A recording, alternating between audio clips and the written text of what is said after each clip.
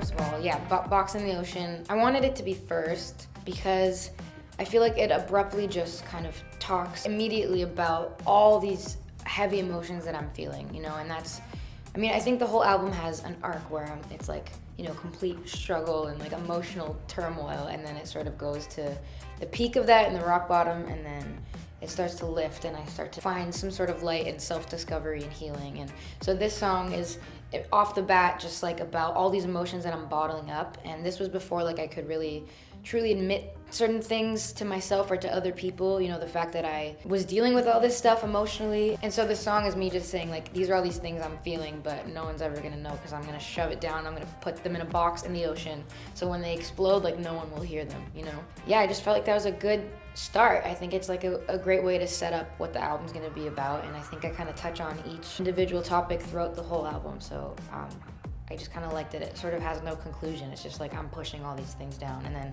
as the album progresses, you can sort of hear the specifics of what those things are and kind of go through my healing process. All right, so we're on to track number 2 on the album, so let's see what is inside. All right, so we have a message in a bottle. This message in a bottle represents track number 2, which is Box in the Ocean.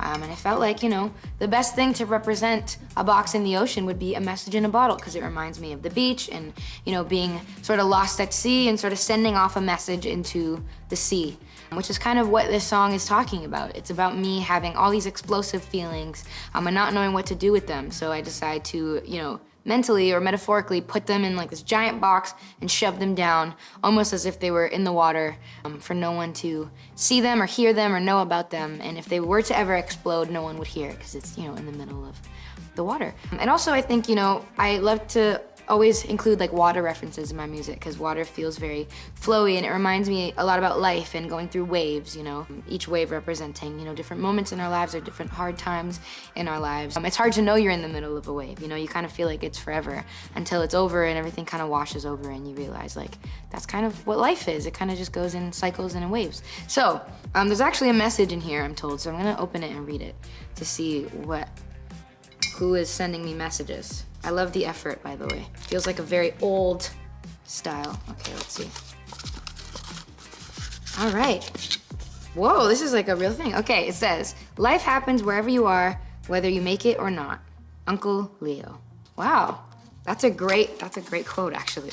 I'm gonna use that.